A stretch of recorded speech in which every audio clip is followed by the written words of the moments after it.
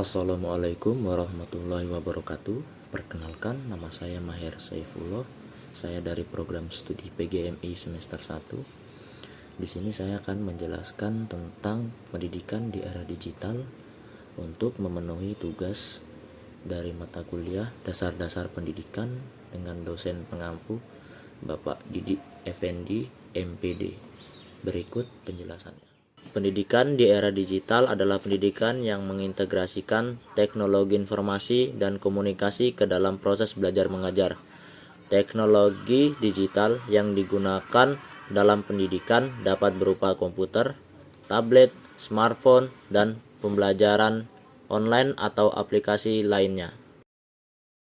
Peran seorang guru dalam pendidikan sangatlah penting, karena jika saja dalam suatu kelas hanya terdiri dari seorang murid, maka proses belajar tidak akan efektif, walaupun dalam kelas tersebut sudah diberi pembelajaran teknologi.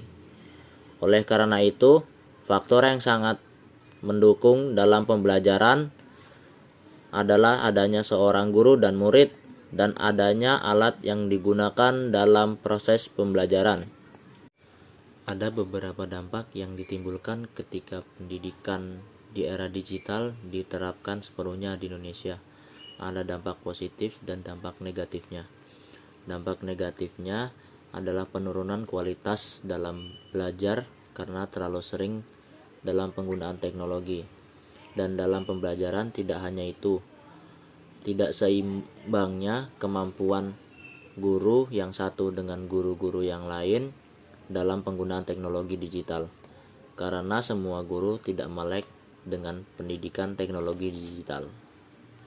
Sementara itu, dampak positif dari pendidikan digital adalah membentuk anak bangsa yang paham akan teknologi, sehingga tidak gaptek atau gagap dalam teknologi, serta mengikuti arus perkembangan zaman, serta menciptakan pendidikan berkualitas bagi anak bangsa dalam menyongsong masa depannya, sebab mereka merupakan harapan orang tua mereka, karena tidak banyak dari orang tua mereka yang tidak paham terhadap teknologi digital saat ini.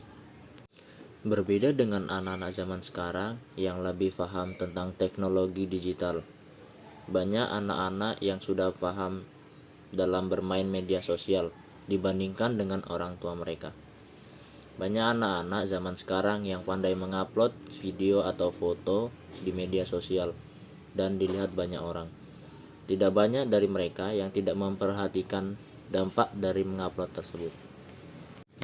Di zaman sekarang atau yang sering kita sebut sebagai era yang modern, banyak perkembangan teknologi yang saat ini tidak bisa dihindari.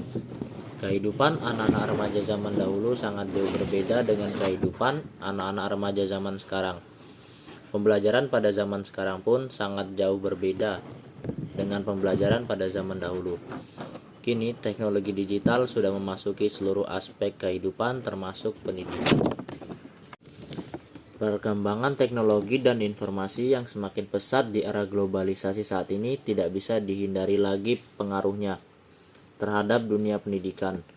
Gerak informasi yang kencang di era digital memang tidak bisa dipungkiri dan tidak bisa dihindari, karena mengontrolnya pun tidaklah mudah. Perkembangan teknologi dalam dunia pendidikan pun telah banyak menghasilkan inovasi-inovasi baru guna menunjang proses pembelajaran.